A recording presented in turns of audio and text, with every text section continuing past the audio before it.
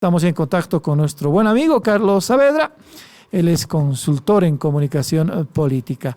Enseguida también vamos a invitar a Rolando Schrupp, otro consultor en comunicación política, dos analistas que nos van a ayudar a entender la situación que comienza en el país. Y también de Yapa, y como ya es habitual en La Razón Radio y en nuestras transmisiones, vamos a saludar a nuestro amigo Vladimir Peña. Comenzamos con Carlos Saavedra. Carlos, buen día, ¿cómo estás, hermano?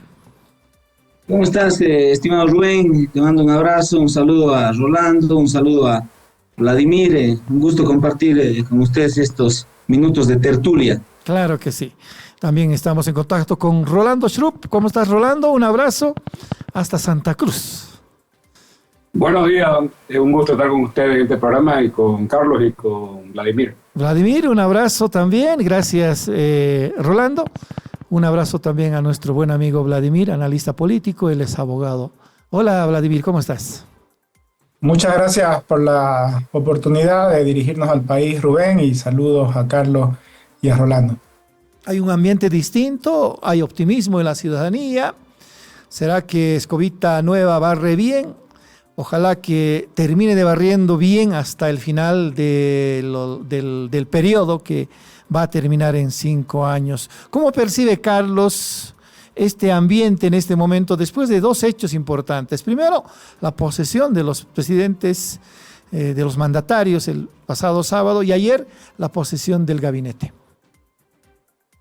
Bueno, había que descomprimir el ambiente. Yo creo que durante mucho tiempo se ha discutido en términos políticos, jurídicos, económicos, cuál era la salida a la crisis. Y hubo tentaciones de que el país pueda convulsionar. Bueno, al final la elección terminó siendo una válvula de escape momentánea a la situación de crisis compleja que vivimos, ¿no? Porque al final el país decidió que sea en las urnas, que sea a través de democracia, que se pueda encaminar reformas que son muy necesarias en la economía, en lo institucional, en lo político, en lo social, que se deben encarar. Creo que todo inicio de gobierno siempre tiene un dejo de esperanza de lo que pueda pasar en el futuro, más aún en la situación en la que estamos. Conversando ahí con algunos amigos, el día sábado, por lo menos en La Paz, había un aire año nuevo, ¿no? Como cuando recibes esos primeros de enero, donde te pones nuevos objetivos, nuevas metas. Evidentemente en la gente se respiraba esperanza, pero también hay que ser bien claros, ¿no? La tarea que hay es bien compleja, las decisiones que hay que tomar son duras, pero este sentimiento de esperanza no va a ser largo, ¿no?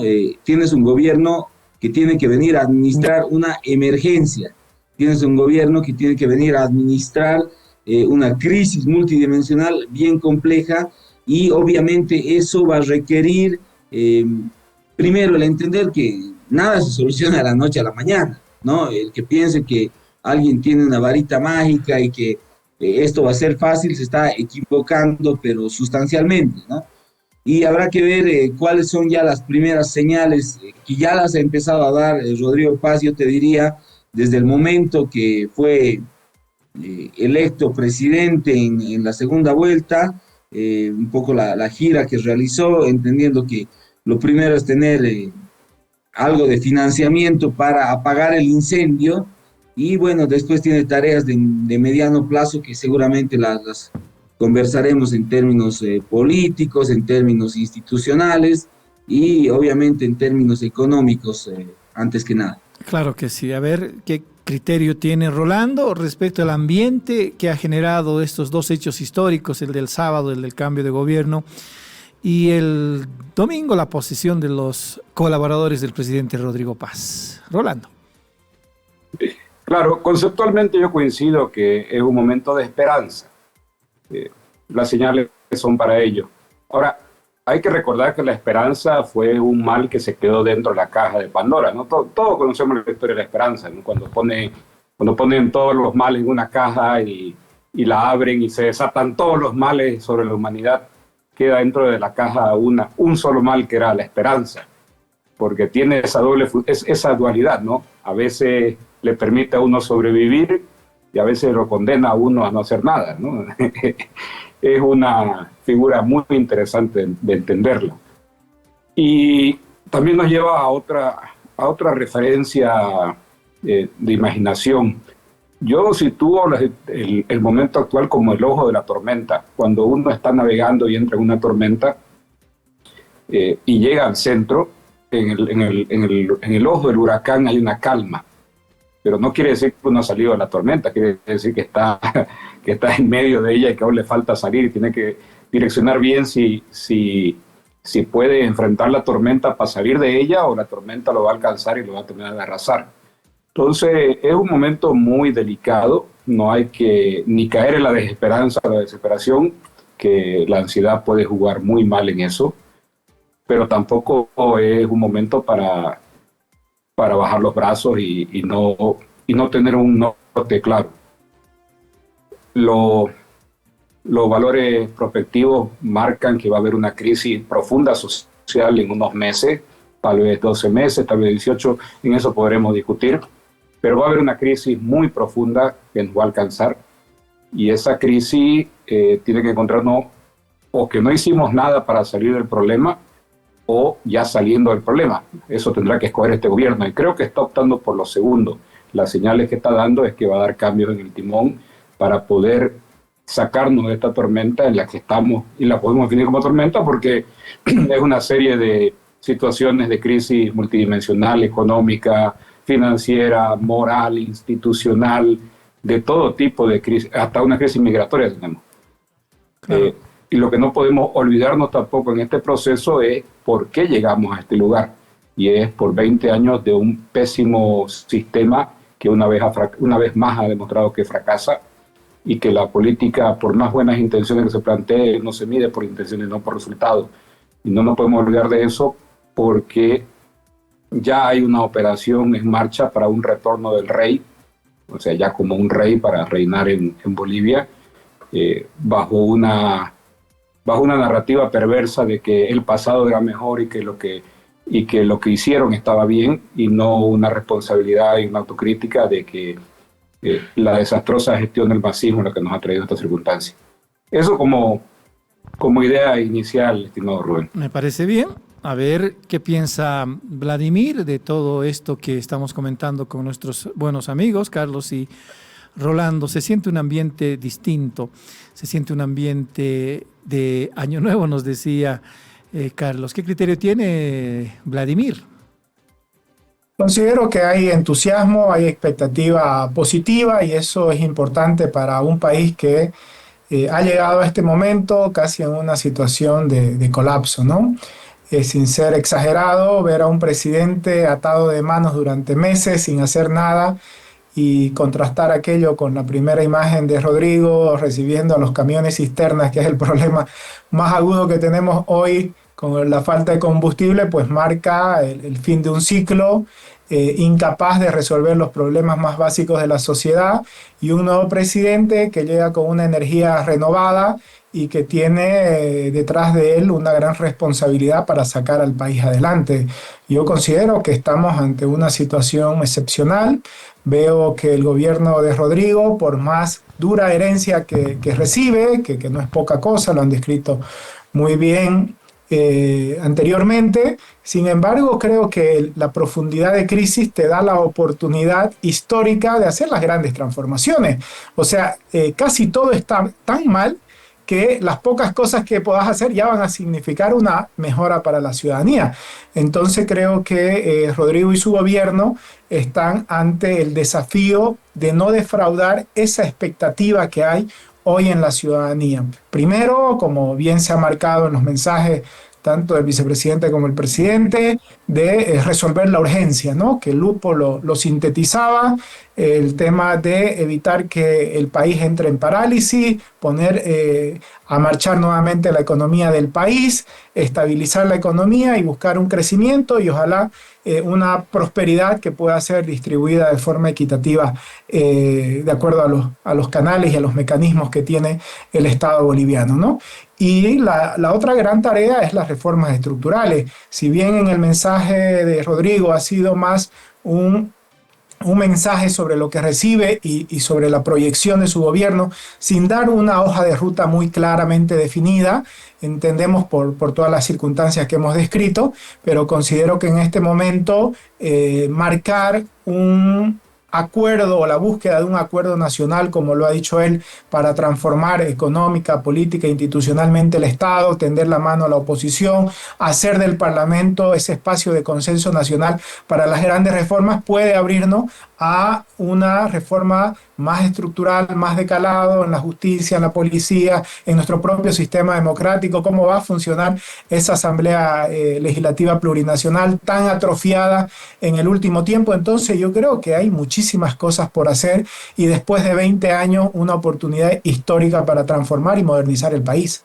Claro, y con la representación de fuerzas casi coincidentes también.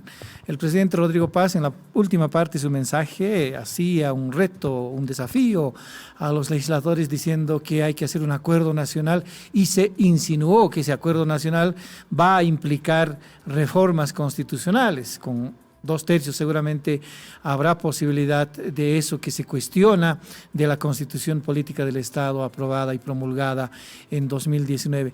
¿Qué tal si nos desordenamos? Eso de estar pidiéndoles, primero hable Carlos, después Rolando, después Vladimir, un poco medio duro, ¿no? Pero estructurados. Medio del pasado ya. Medio del pasado. Así, ¿qué tal si intervenimos, interrumpimos en los momentos necesarios y conversamos así más fluidamente? Pero comenzamos por Carlos para más o menos analizar los discursos de los mandatarios. Uno más sencillo, yo lo decía en las redes sociales, oda al uniforme de parte del vicepresidente Edman Lara, otro un poco más de repasar, quizás con bronca, lo que está recibiendo en el caso del presidente Rodrigo Paz. ¿Qué criterio tienen de esto, amigos? Carlos. A ver, yo cuando los escuchaba, Rolando, Vladimir, y cortito sobre la esperanza, bueno, Nietzsche decía que la esperanza es el peor de los males, ¿no? Sí. Porque prolonga el sufrimiento humano, ¿no? Y después habla de otros conceptos que por ahí también se podrían vincular con la política, como el eterno retorno. Hay cosas muy nietzscheanas, sin ser nihilista en este momento. Creo que hay que tomarlas en cuenta. A ver, sobre los discursos y las primeras señales, ¿no? Yo he visto cada uno en su perfil, te diría, ¿no? Porque además hay que entender que cada uno tiene un perfil de liderazgo muy distinto, ¿no? En Lara tú encuentras un político que es obviamente de una característica altamente populista, ¿no? Que él en la elección definitivamente ha sido el outsider, ha sido el que ha venido de afuera del sistema a marcar, y yo te diría que un discurso que ha intentado marcar su historia personal como un eje narrativo de la conducción de este discurso. No, muy vinculado a su historia en la policía, eso vinculado a la profunda corrupción que hay en una de las instituciones más desprestigiadas de este país. Bueno, si hay un concurso de instituciones desprestigiadas, es realmente difícil saber quién va a ganar, ¿no? Claro. Porque hay muchas que hacen méritos para obtener ese primer lugar, y la policía, pero te aseguro que pelea ahí, está en el podio, ¿no? Entonces... no, gana el masismo gana. A ver, ¿en qué sentido? Es como un... Rolando, no te quedes con la idea. Era la policía, ahora el masismo es peor, es la suma de todos los males. Claro. Entonces yo creo que en términos de institución, ¿no? Está la policía ahí. Rolando plantea un concepto político que yo creo que también está absolutamente vinculado con el derrumbe institucional, ¿no? Que tiene que ver con la totalidad de las cosas, pero el discurso de Lara está ahí, ¿no? En Rodrigo Paz tienes otro liderazgo, ¿no? yo me imagino un Rodrigo Paz que a los 5 años ya quería ser presidente, ¿no? Que él viene de una estirpe política, ¿no? Y que ha convivido con el poder, ¿no? Entonces tienes un Rodrigo Paz que hoy está viviendo, pues, como dicen los argentinos, el sueño del pibe, ¿no? Él está en la máxima liga política, es presidente del país, ¿no? Y obviamente en ese marco está planteando definitivamente una mirada más de estadista. Él quiere mostrar, ha trabajado 4 conceptos básicos, ¿no? Que han sido las líneas discursivas que él está manejando en este primer momento, ¿no? Primero, esta idea de Bolivia ya no más enclaustrada en términos de relaciones internacionales, ¿no? Bolivia abierta al mundo y el mundo abierto para Bolivia. Esta idea de Estado tranca que tiene que ver con esta lógica de desburocratizar y de eliminar la corrupción que además te hacía casi imposible tener empresa privada en Bolivia, ¿no? Bueno, quienes vivimos de lo privado, quienes vivimos de la consultoría, sabemos que cualquier trabajo terminas tributando cerca del 50% al Estado, ¿no? Entonces es bastante complicado desarrollar tus actividades así.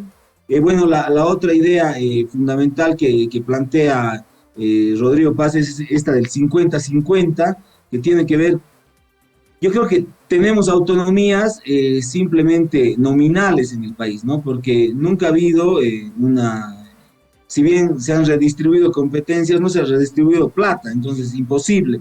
Entonces, yo veo un Rodrigo Paz mucho más en lo estadista, ¿no? Mucho más en ese perfil, un Edman Lara que tiene un perfil mucho más de caudillismo popular. Entonces, cada uno viene en su perfil, marcando cuál va a ser la identidad política que vayan a construir en este momento. Posiblemente, y con esto acabo esta intervención, yo diría que he notado todavía una tónica de comunicación política de campaña, de comunicación electoral, ¿no? Y yo creo que se tiene que pasar ya a una narratividad gubernamental que tiene características de la acción muy, muy distintas. Claro que sí. Rolando, mira, igual nomás estamos llegando a los turnos. Estabas interrumpiendo con entusiasmo. Corten, ahora adelante. Corten. Sí, Rolando. Sí, está un poco mala la señal. Parece que va a llegar más Starlink, como prometió en el discurso, ¿no? Sí. Dice con internet a mayor velocidad, ¿qué estarán pensando las otras operadoras? Seguramente van a cambiar sus estrategias, pero no es el tema. Adelante, no Rolando. Tema, pero sí es parte. Es parte. Volviendo al orden que habíamos establecido, en los discursos yo escuché un muy buen discurso del presidente Paz, pero no puedo dejar de mencionar que fue un pésimo mensaje el del vicepresidente Lara. El discurso, la línea discursiva de Paz, uno escucha lo que no había escuchado hacía 20 años, ¿no? Que uno ya no va a estar al servicio del Estado, sino el Estado al servicio de uno. Los planteamientos de los cambios estructurales del 50-50, la lógica de integrarse al mundo, de abrirse al mundo, del comercio, de la libertad. Fue un muy buen discurso. Ahora, el mensaje que da Lara al decir es última vez que voy a faltar el respeto a la ley y me voy a poner un uniforme que no me corresponde porque estoy por encima de ello, es contradictorio totalmente a lo que se está planteando. Y no puede dejar de ser mencionado precisamente porque cuando uno intenta no ser secuestrado por la esperanza, tiene que ser crítico. Si se plantea que ahora son servidores públicos y ya no son reyesuelos los que están entrando, es importante que los ciudadanos mantengamos la crítica para que no nos encontremos repitiendo los errores del pasado. Tampoco quiere decir que uno ve el que se quema con leche ve una vaca y llora, ¿no? Porque nos ha acostumbrado a estar con las barbas en remojo con estas cosas. Pero eso es algo que no debe pasar desapercibido. Si se está hablando de institucionalidad y entendamos la institucionalidad como los códigos morales que rigen una sociedad, sea el Estado de Derecho, sea el constitucionalismo, sea la democracia. Esos son instituciones de la sociedad y no organizaciones que es ya el ministerio, la policía, el club deportivo. Esos códigos no pueden ser violados por una persona porque se siente que está legitimado emocionalmente para hacerlo. La figura de un vicepresidente no puede estar por encima de un orden constitucional y de una ley, por más justificación que quiera dársele. Inclusive cuando manifiesta, mis abogados ya me explicaron que sí lo puedo hacer porque no hay una ley que lo prohíba. Recuerda uno a la triste frase de yo le meto nomás y que los abogados lo arreglen. Que lo ha repetido ayer el presidente. Sí, entonces es algo que no puedo dejar de anotar porque es muy, muy peligroso. Entonces, sí tenemos unas buenas señales que fueron eclipsadas por esto. El lenguaje, todo lo simbólico que se manejó en el acto, en la ceremonia, en lo ceremonial, todas las ceremonias están constituidas por una serie de símbolos. Esos son los mensajes que se dan, no solamente lo que se discursea. Claro. Entonces la presencia de los presidentes de Argentina, la presencia de delegaciones del mundo occidental es una muy buena señal. La inclusión de la bandera del Patujú en los actos oficiales también da una señal de una mirada de la periferia. O sea, estamos muy acostumbrados a un Estado casi colonial en el nivel centralista, y ha sido también interesante ver que se replantee eso, el retorno de las lógicas republicanas para la independencia de poderes, es un mensaje claro. Hay un montón de este tipo de símbolos que se han manejado, y creo que se han manejado de una forma muy seria y como casi desde un punto de vista estadista y no estatista. Eso es lo que puedo rescatar de los eventos del sábado. Y el domingo ha posicionado, o sea, ayer ha posicionado una serie de ministros llamados interinos, porque entiendo que tendrá que modificar la ley López para poder hacer los cambios estructurales que ha planteado. Pero inicialmente se ve un gabinete más tecnocrático que político, que es a lo que debimos haber vuelto, nunca debimos haber abandonado. Los ministros no están para hacer política o campaña todo el tiempo, no están para estar ahí para improvisar, están para conducir técnicamente el gabinete, o sea, participar técnicamente de un gabinete de ministros, un consejo de ministros, para que el presidente pueda tomar las decisiones correctas, no para mantenerse en una campaña permanente. Entonces, las personas los perfiles que se han visto posicionados obedecen a una tecnocracia. La llaman meritocracia, pero los méritos en la política son diferentes a lo que uno quisiera. Mejor es pensar en una tecnocracia, y creo que ese debería ser el camino para reconstruir todo lo destruido, más aún con los tiempos que se vienen. Vladimir. Yo veo que Rodrigo ha seguido la línea de un pragmático, ¿no? Y tiene que ver con la forma como ha ganado esta elección. Ganó por el medio, ganó en un país polarizado, saturado por la polarización, y creo que pone ahí una interrogante. Hay una tercera vía en Bolivia, y ese creo que va a ser uno de los enigmas que habrá que responder próximamente con las acciones de gobierno del presidente Paz. Si realmente es un gobierno de centro democrático, como en algunos lados se lo ha calificado, si se abre el sistema partidario tan polarizado en los últimos 20 años a masismo-antimasismo, cómo se reordena el tablero electoral después de esta elección. Y digo que ha seguido el pragmatismo por las medidas, ¿no? Esto de capitalismo para todos. Es una forma de no decir ni capitalismo de Estado ni neoliberalismo, digamos, ¿no? Me pongo al medio, capitalismo para todos. Y así, si uno mira todas sus formas de expresarse, han quedado casi al medio, tratando de no tomar partido en un país fuertemente dividido. Habrá que esperar el contenido, las acciones, para clarificar qué significa el capitalismo para todos, para saber qué significa acabar con el Estado tranca, si hay una nueva ley o mejor dicho, si hay una ley de organización del Ejecutivo.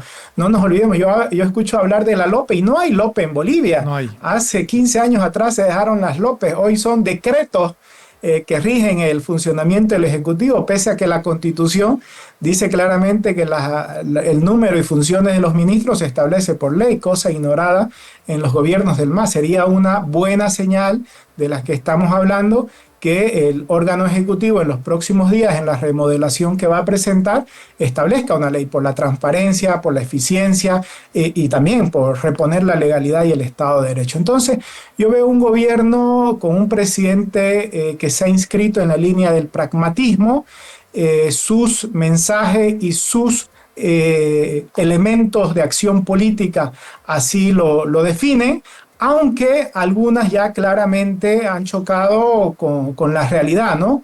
Esto de decir en la campaña, no, reordenando la casa alcanza para la economía y no vamos a ir al Fondo Monetario en contraposición al adversario en la segunda vuelta. Y la primera acción antes de ser presidente ha sido precisamente ir a los organismos internacionales. Ahora ha matizado, ¿no? Cuando ha vuelto, ha dicho que ha traído 3.100 millones. Todas esas cosas ahora van a ser perdonables, si vale el término, porque tiene el viento a favor, porque la realidad es la que es. Milei tampoco dinamitó el Banco Central como prometió en campaña. No creo que Rodrigo cierre la aduana como también prometió, claro. Pero creo que esa ambigüedad que ha tenido en la campaña en temas esenciales, tanto desde el punto de vista económico como político, ¿no? La situación, el incordio, Evo Morales, ¿qué se hace con Evo? Se sostiene que haya un ciudadano que burla constantemente la ley cuando dice que se volvió al Estado de Derecho, a la igualdad de todos. ¿Cómo se hace eso? ¿Es suficiente que la justicia diga es culpa de la policía y la policía no haga nada para que se cumpla la ley? Entonces son dilemas que poco a poco van a tener que tener acciones de gobierno. Y yo creo que ahí, mientras más se vayan clarificando las acciones, vamos a tener a un presidente, a un gobierno más definido, que por ahora, insisto, el inicio de un nuevo tiempo le aguanta para suscribirse en el pragmatismo. Estamos en La Razón Radio, transmisión digital de La Razón Plus, de lunes a viernes, de 8 a 9 de la mañana. Es el primer producto de la jornada. A las 11 tenemos piedra, papel y tinta, también de lunes a viernes. Así que invitados nuestros amigos oyentes. Ahora, hablemos de la estructura del gabinete ministerial. Creo que hay un peso específico de parte del primer aliado, como es el caso de Samuel Doria Medina. Yo ayer, cuando conversaba con algunos colegas, y el sábado cuando fui a chequear la parafernalia de la organización de la posesión, me enteré de algunas cositas, como que Samuel Doria Medina está logrando intervenir en el gobierno a través de sus cuadros políticos. Escuché el nombre de Santa María, por ahí Moscoso resulte en algún viceministerio. Ya José Luis Lupo es...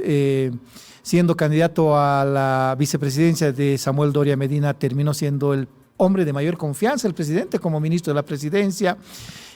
José Gabriel Espinosa, que era, a ver si me recuerdan, ¿cómo le llamó el artífice? El capitán antiinflación. El capitán antiinflación, Samuel Doria Medina.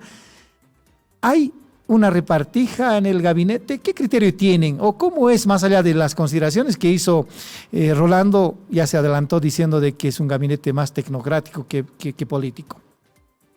Es definitivamente, tiene esa característica. A ver, es un... No voy a hacer una valoración porque todavía no ejercí sus cargos claro. y por sus resultados los conoceréis, ¿no? habrá que plantear eso. Pero sí tiene características distintas, ¿no? Los gabinetes del MAS, especialmente estos últimos de Luis Arce, eran de pacto con organizaciones sociales. Bueno, eso ha desaparecido, ¿no? Y ayer ha sido categórico Rodrigo Paz al decir, me dirán dónde están los sectores, ahora díganme ustedes dónde está el gas, ¿no? Entonces él le dijo, a mí no me vengan con ese cuestionamiento. Evidentemente tiene pactos políticos pero creo que esos pactos políticos además recaen en gente que inicialmente tiene credenciales técnicas para administrar los espacios donde está generando, donde van a administrar las distintas carteras. Es definitivamente un gabinete con otras características, no tiene presencia de organizaciones sociales, tiene mucha más presencia de gente con credenciales profesionales, pero además yo creo que también tiene participación de otras formas corporativas de poder, ¿no? Está Oscar Mario Justiniano, que viene del empresariado privado de Santa Cruz. Está Fernando Romero, que fue presidente de la ANAPO, que también representa sectores. Hay una presencia política fuerte de Unidad Nacional, ¿no? Está José Luis Lupo, ¿no? Pero que también al mismo tiempo es un hombre que tiene mucha experiencia, ¿no? Que pudo ser ministro de Planificación, pero también fue ministro de Informaciones. Fue director ejecutivo del INE, tuvo distintos cargos, entonces tiene experiencia. Hay gente como Fernando Aramayo, que estuvo trabajando años en la cooperación, en Bolivia y en otros países, desempeñando cargos ejecutivos. Es otro gabinete, tiene otra impronta, tiene otras características. Ahora, ¿cuál es la pregunta fundamental? ¿No? Como que tiene que tener habilidad técnica, que es fundamental, también tiene que tener habilidad política, porque los ministros van a enfrentar problemas políticos, especialmente en un momento de ajuste, y tienen que tener la cintura política para construir consensos, acuerdos, o para también saber administrar de manera estratégica los disensos que haya, ¿no? No basta con ser solo un buen técnico para conducir un ministerio. Hay que tener estrategia política, hay que entender el momento que va a vivir el país. Será en 3 meses, será en 6 meses, no sé en cuánto tiempo, pero de que va a haber momentos complejos, ese gabinete tiene que combinar una habilidad técnica para replantear la economía, replantear la educación, replantear la salud, con una habilidad política para construir consensos. Pues creo que es un gobierno de emergencia, un gobierno donde tiene que haber bomberos, ¿no? Que apaguen los incendios de la economía, de los hidrocarburos, de la reforma institucional que se necesita en la policía, en la justicia, y va a tener muchísimo trabajo, ¿no? Espero que los ministros que han estado ayer hayan dormido bien los últimos 6 meses, el último año, porque realmente si se meten a fondo en su trabajo van a tener muy poco tiempo, mucha tensión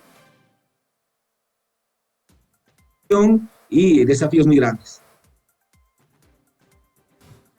Puedes complementar lo que adelantabas antes de el tema que estamos abordando. Claro, creo que necesitamos volver a la lógica del orden social. La política se representa en el Parlamento, ahí donde uno se siente identificado y presentado, ahí donde tiene que, como dice la democracia representativa, sentirse uno identificado con algunos sectores que participan, sea vía corporativa o sea vía ciudadanía. Y menciono el Parlamento porque ha sido muy interesante lo que sucedió el viernes. El viernes hubo la elección de la presidencia de las cámaras y gana diputado con 121 votos a favor y 1 en contra, y senadores con 32 votos a favor y 4 en contra.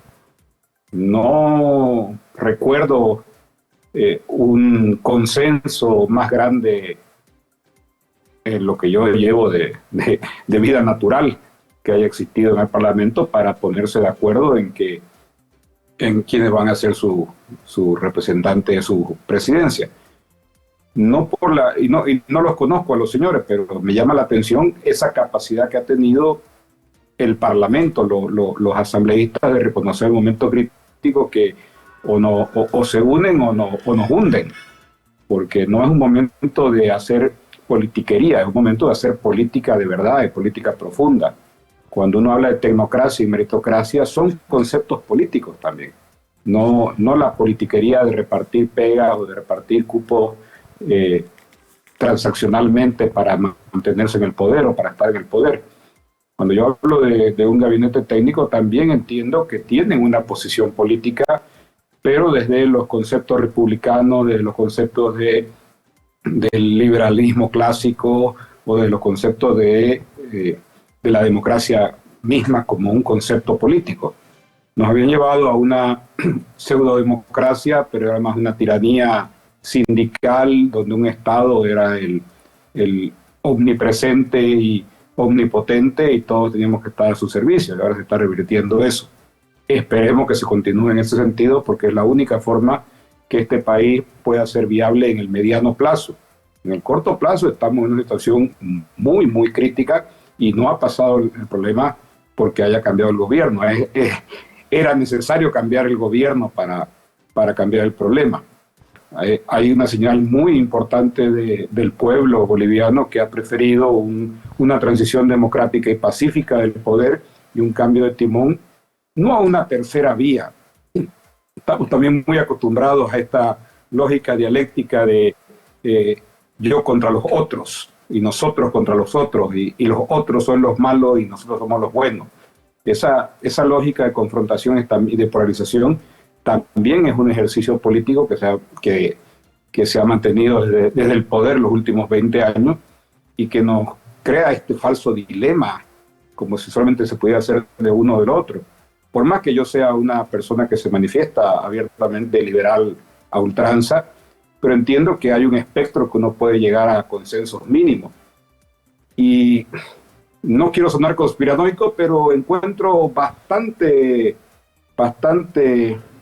no diré influencias, pero vertientes de la doctrina social de la Iglesia en los discursos y en la forma de actuar de este gobierno, de este nuevo gobierno. No me refiero a que se quiera decir que hay una conspiración o que hay un ingreso de la Iglesia Católica, pero sí a lo mejor dentro de la genética del Partido Demócrata Cristiano quedan bastante estos resabios. Claro que sí, el mismo discurso, el cierre, Rodrigo Paz dijo Dios, familia y patria, y este nuevo ritual que no habíamos visto de la entrega del bastón por parte de la iglesia allí en la puerta de la catedral, son, digamos, símbolos que seguramente han llamado la atención más allá de lo que comenta en este momento Rolando. Vladimir. Los ministros son colaboradores del presidente, ¿no? Quien tiene el encargo democrático, la responsabilidad es el presidente como tal, y es una atribución, una facultad del presidente designar a sus ministros, porque al final quienes hacen la valoración del buen o mal ejercicio de gobierno son los ciudadanos respecto al presidente.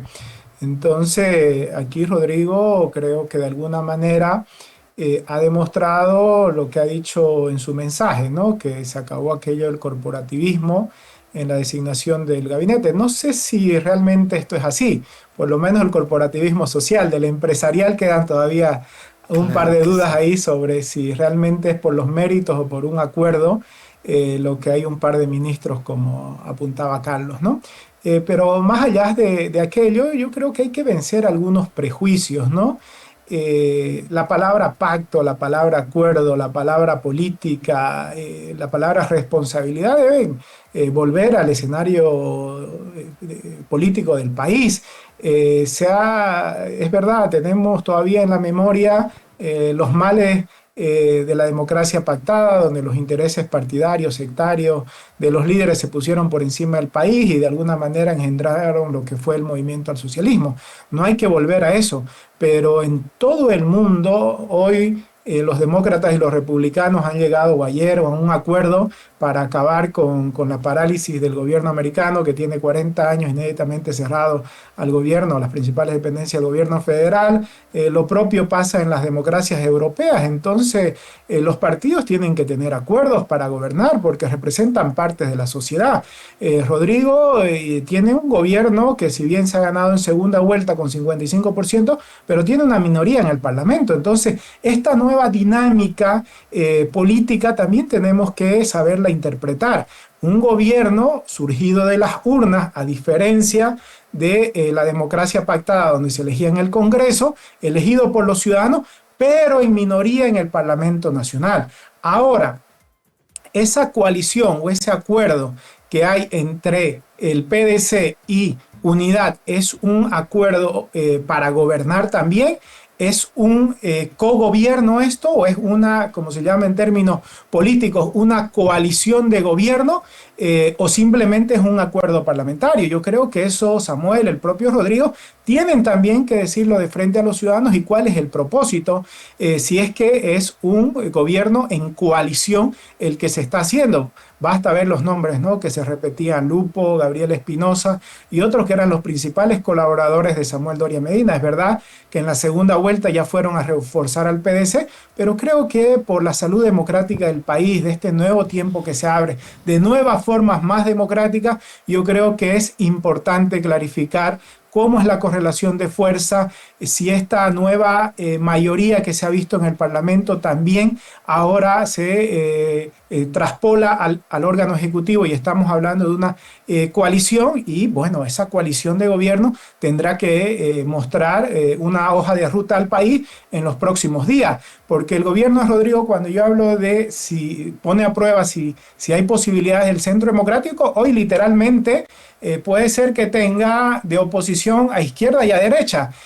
A derecha está claramente libre Tuto Quiroga, que ya se ha declarado una oposición constructiva, en que va a apoyar todo lo que crea que es bueno y va a criticar todo lo que considere malo, y también el movimiento al socialismo o ese viejo más que conocíamos, ese espacio a la izquierda. Si Rodrigo, por sus acciones o por sus determinaciones, decide no representarlo porque Lara se hace de ese espacio político, porque dos o tres fuerzas regeneran el espacio a la izquierda, lo cierto es que va a haber una izquierda. Si Rodrigo monta un proyecto y puede representar a parte de ese gran voto que lo ha hecho presidente, verá él, pero yo creo que va a haber un espacio también con el tiempo a la izquierda de oposición. Entonces Rodrigo va a tener oposición a la derecha y oposición a la izquierda, y por eso creo que es sano que se puedan establecer claramente las formas como se van a gobernar, tanto en el Parlamento como también el órgano ejecutivo, sabiendo que la responsabilidad es del presidente, pero que no tiene toda la fuerza necesaria, por lo menos en el Parlamento, para llevar adelante las reformas estructurales que se ha propuesto realizar en este mandato.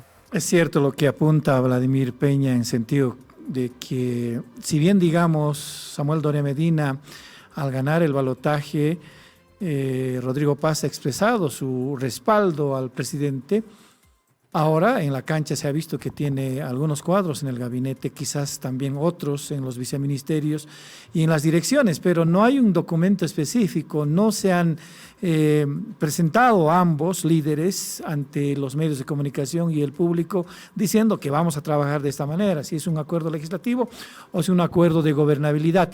Les cuento, amigos, que hace 2 semanas, el domingo, nosotros publicamos un reportaje político, en sentido de que al haber emergido estas fuerzas políticas de forma improvisada, ustedes saben, Rodrigo Paz no tenía organización política, se ha alojado en el PDC, que en algún momento coqueteó también con Jaime Dun, y si bien también Samuel Doria Medina conformó, después de un conflicto en el bloque, en el bloque de Unidad, su organización Unidad, y Tuto Quiroga, si bien la trabajó desde diciembre del año pasado, es una estructura nueva la que está sosteniendo. ¿No creen ustedes que es una improvisación que arriesga incluso a la dispersión? Ustedes saben qué ha pasado con Carlos Mesa y Comunidad Ciudadana, se ha dispersado en medio de la gestión.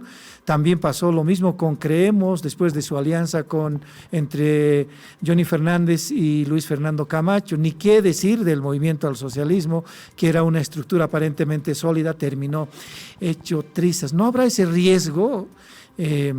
Estamos ya con Carlos, Rolando y Vladimir. ¿No habrá riesgo? Rolando, por favor, contigo primero. Es importante recordar que los últimos 20 años el proyecto del masismo era un proyecto de partido hegemónico único y partido-estado.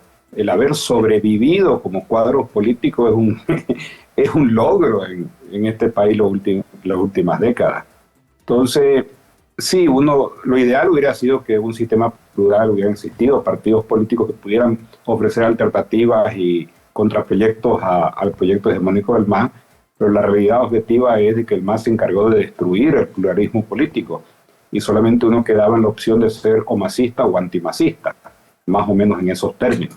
Entonces, sí, hubiera sido deseable que los partidos políticos hubieran existido, porque son los intermediarios entre la población y el Estado para esta elección, pero no hay que olvidarse de lo difícil que fue eso.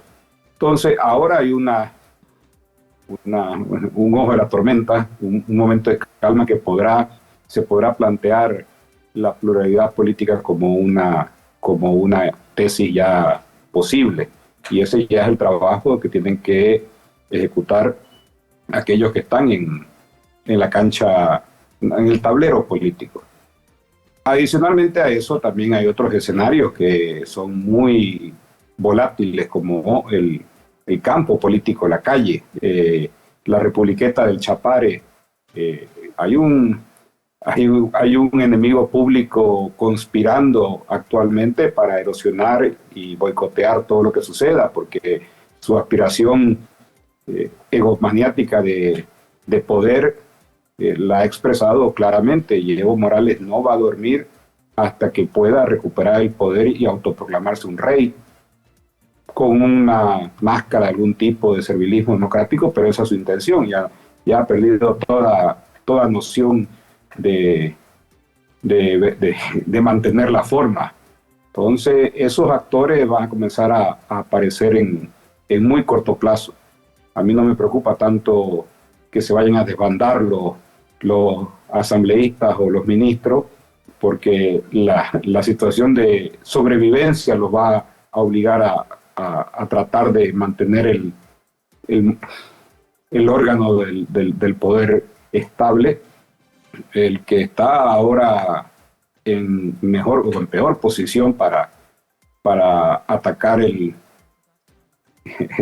país es el enemigo interno que está conspirando en el Chapare. Ese es un elemento muy, muy peligroso para la democracia, para la estabilidad. No quiere decir que habrá que neutralizarlo, pero sí habrá que entenderlo para poder contextualizar el problema. Esto no va a ser un problema de cupos de poder, de colisiones, de pactos. Esto va a ser un problema de un intento de boicot desde la calle, desde el sindicalismo, desde lo que en eso no comparto con Vladimir. Habla de organizaciones sociales contra organizaciones corporativas o empresariales. Al final, yo conozco muchas de las organizaciones sociales que se autoproclaman en defensas sociales, pero son grupos de interés económico muy fuertes. Simplemente que se disfrazan de un nacional popular para poder tener los permisos de hacer cosas que no deberían ser permitidas en un marco de respeto al imperio de la ley. En fin. Lo que quiero decir es que más allá del tablero político que uno pueda ver en el Parlamento, que los actores tendrán que ordenarse, el Parlamento tendrá que hacer su trabajo, el Ejecutivo tendrá que hacer su trabajo. Tenemos muchos desafíos por delante. No es un momento para un triunfalismo, sino un momento para enfrentar seriamente los desafíos que hay, y las medidas que se tendrían que venir, son extremadamente duras y deberían estar trabajando escuché alguna vez en este medio hablar de la pedagogía de la solución. Ya entendemos que estamos en una crisis, la vivimos, pero aún no entendemos o no hemos entendido lo difícil que será y lo duro que será enfrentarla. Cuando tenga que reducir 30% una ley financiera, un presupuesto del Estado y no simplemente 3-4%, cuando no haya plata para hacer obras, porque es lo que tiene que suceder, tiene que darse un golpe de esa naturaleza cuando se reajuste el tipo de cambio a 10 o a 11 o al número que se les ocurra, va a haber un golpe muy, muy duro y hay que aguantarlo. Y sería muy poco recomendable que las malas noticias se den de a poquito y gradualmente. Las noticias malas y los golpes tienen que darse en una terapia de shock y no en una terapia gradual, que es lo que deben estar discutiendo en este momento. Vladimir, ¿crees que haya riesgo de dispersión en la Asamblea Legislativa, en las fuerzas con representación en el órgano legislativo? Estamos ante un nuevo periodo que nos obliga a imaginarnos cosas distintas a todos, ¿no? Simplemente quiero hacer una aclaración sobre la alusión que hace Rolando. Yo no he hablado de corporaciones sociales contra las económicas o empresariales. Creo que ha tenido una confusión. Yo lo que he dicho y recalco que me parece bien que el presidente Paz haya dicho que se iba a acabar el corporativismo en la designación de los ministros. Y me parece que tiene que acabarse tanto desde el punto de vista social como de intereses económicos. Eso es lo que he manifestado sobre el tema de la meritocracia. Y además de eso, respondiendo a la consulta que hace sobre la política, que yo reivindico, la política como tal, lo he hecho durante los gobiernos del MAS, lo digo ahora, precisamente porque la falta de partidos políticos, podemos echarle la culpa al MAS, a los anteriores opositores, a la oposición tradicional. Creo que eso ya no tiene mucho sentido ahora, ¿no? Creo que está claro que inclusive viendo la hecatombe del movimiento al socialismo, que comparto con Rolando, que actuó como partido hegemónico, pero ¿en qué quedó? Al final, la democracia se nutre de un sistema de partidos fuertes, competitivos, y eso es lo que hay que hacer ahora. Cuando se habla de institucionalidad, no podemos pensar simplemente en el Parlamento, en la policía, en nuestras instituciones de la democracia, sin pensar en algo fundamental que puede dar origen a los otros cambios, que es un sistema de partidos políticos. Y yo aspiro realmente a que ahora se pueda construir un sistema de partidos.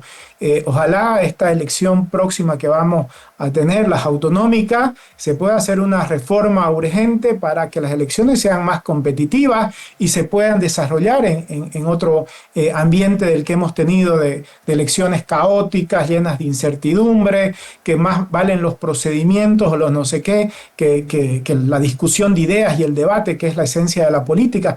Entonces yo creo que la fragilidad de las bancadas parlamentarias tienen el origen en la ausencia de partidos. Y esto tan común en nuestra democracia que cualquier líder viene 6 meses antes de las elecciones, se presta, se alquila una sigla política y es candidato, y por ahí te sigue la fortuna y sos presidente.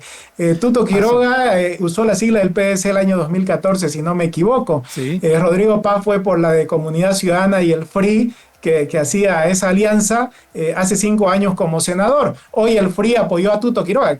Cuando uno trata de explicar esto fuera del país, es imposible, digamos, ¿no? Claro. Porque es carnavalesco. Entonces, yo creo que un sistema de partidos es una tarea que hay que anotársela entre las urgencias, entre las importantes de nuestro país, porque si no vamos a estar nuevamente a expensas de líderes mesiánicos, de salvadores y toda esta rimbombancia con la que llegan quienes acceden al poder, que creen que están por encima de todas las instituciones y de la ley. Entonces, un gobierno que viene a restablecer el orden, a constituir el Estado de Derecho como base fundamental del Estado, la igualdad entre ciudadanos, entonces que creen las instituciones de la democracia, pues un sistema de partidos es necesario. Ahora, ¿cómo se gestione esto? Yo creo que lo del PDC, cada uno tiene, si bien parten de un mismo origen, ¿no? Que son alianzas muy coyunturales para un proceso electoral. Tal vez el partido de Samuel, con esa característica personal de ser un partido empresa, es lo más estable que ha habido, digamos, ¿no? Lo demás, lo de Libre, sabemos cómo se ha compuesto, lo del PDC también.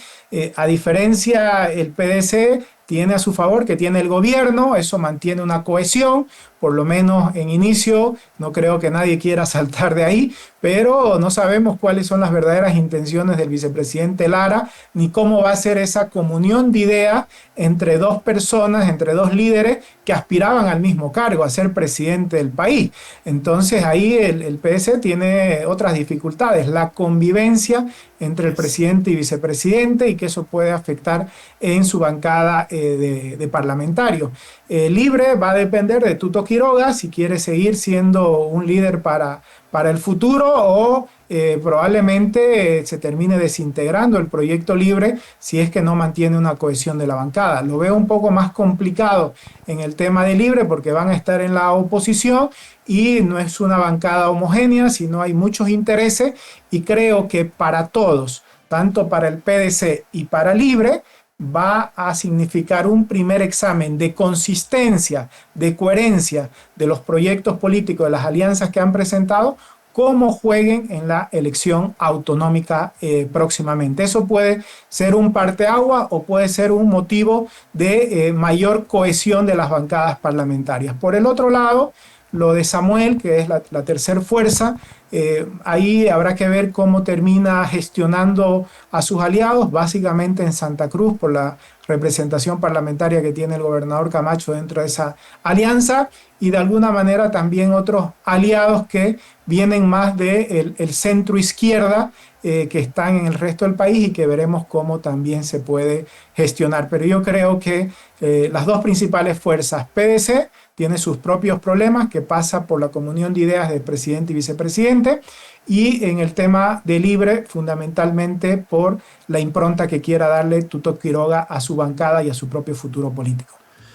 Le vamos a agradecer a Rolando Schrupp, como también a Vladimir Peña, por habernos acompañado en este análisis que hicimos ya ante el gobierno instituido en el país. Hay gabinete, seguramente hoy, mañana se va a completar ese gabinete con viceministros y directores. Todavía va a haber noticias. Carlitos Saavedra nos abandonó por problemas técnicos, así que otro día también hablamos del tema, cuando ya avance este gobierno, ya con sus acciones concretas. Abrazos, Rolando.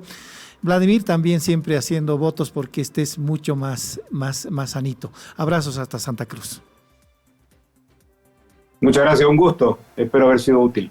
Claro que sí, siempre, Rolando. También gracias, Vladimir. Muchas gracias, Rubén, y hasta pronto. Hasta pronto, decimos a nuestros amigos.